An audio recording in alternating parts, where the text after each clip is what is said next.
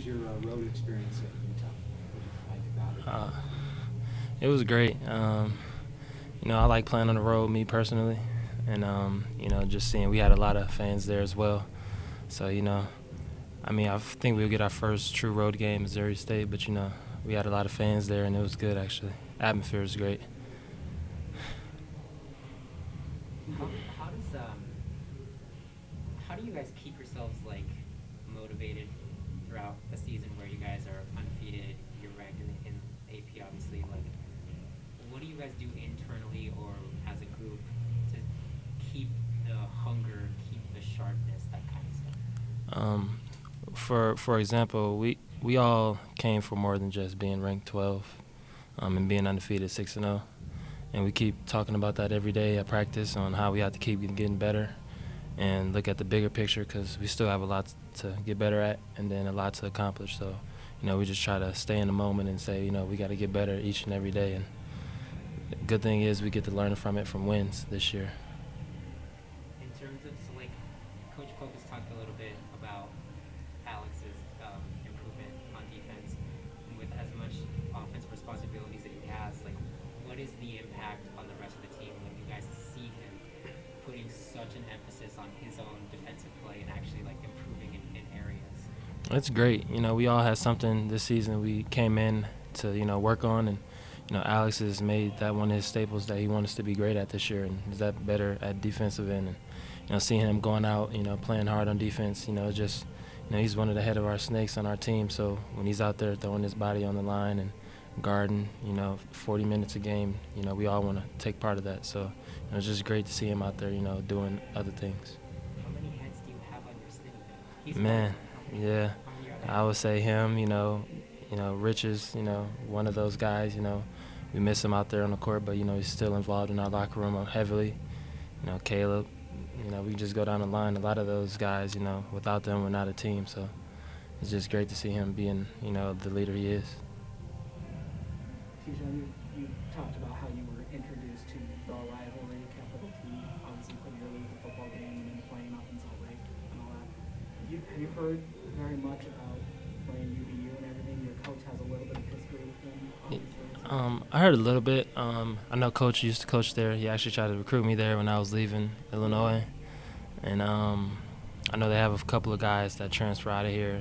Last year and a couple of years prior. So I know they're gonna, try to give us their best shot. Just like everybody else is, because we have a mark circled every time we play somebody, and so we're just gonna come in. It's gonna be a dogfight for 40 minutes, and it's the toughest game we have present because that's the next game. When there so like when there are players on two teams that have like either a former coach or former players, like I would imagine that like the chess match in the game is probably more nuanced because you guys kind of know each other either as players or as team systems, things like that. Like how much are you anticipating just kind of like the little things in the game because there's some familiarity there? Oh, for sure. Connor's been in the system here, and the point guard and all those guys. They know we run. It's not like we switched a whole lot this year.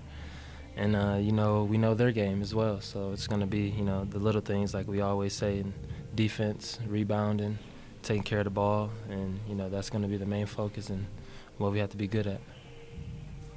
John, what areas do you feel like you guys can improve defensively? I would say we've done a lot of good things, but just giving guys one shot and then starting off better.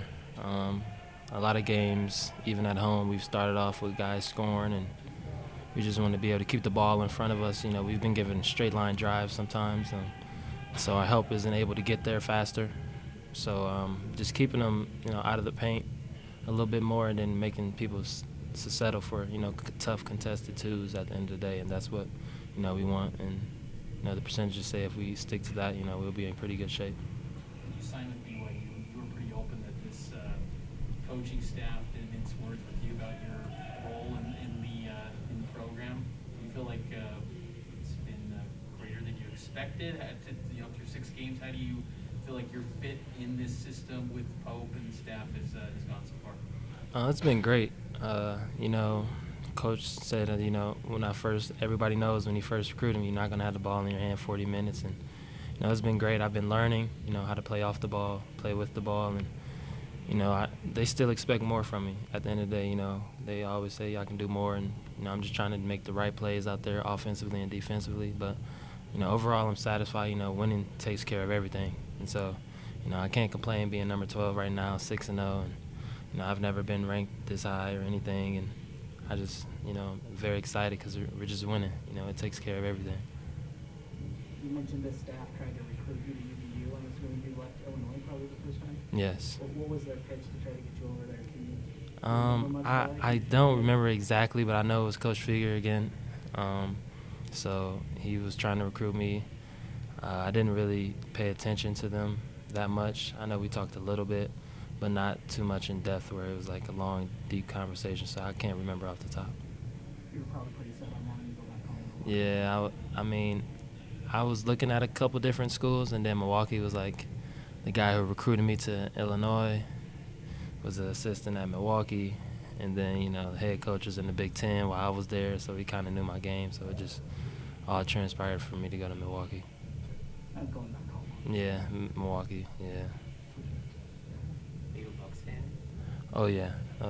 We don't want to talk about how we're playing right now, but Alex is over here like, yeah, Phoenix, we're doing great right now. I'm like, but we're still champs until someone wins again. Which one has the ring though, right? Exactly. I'm like, we're still champs right now until somebody else wins. So. What would you say has been the biggest adjustment learning to be more of an off-ball player? Just learning when to, make plays for me and myself, and then just knowing my spots on the floor. When I was at Milwaukee, I had the ball a lot, and so, I never really worried about or knew, like, I'm going to have to give it up or, I'm not going to have the ball in my hand this possession. Just trying to find ways to be effective on the court without having the ball in my hand everybody has to, find ways like that. But for me, in my career, I've had the ball in my hand a lot, so I'm just trying to be effective without, having the ball in my hand all the time. So is that like, are you talking about like off-ball cutting or set Yes, screens for guys? cutting, screens, just hitting shots, catch and shoot. I've been getting a lot more catch and shoot opportunities this year than I have previously just because I used to just shoot a lot off the bounce. So.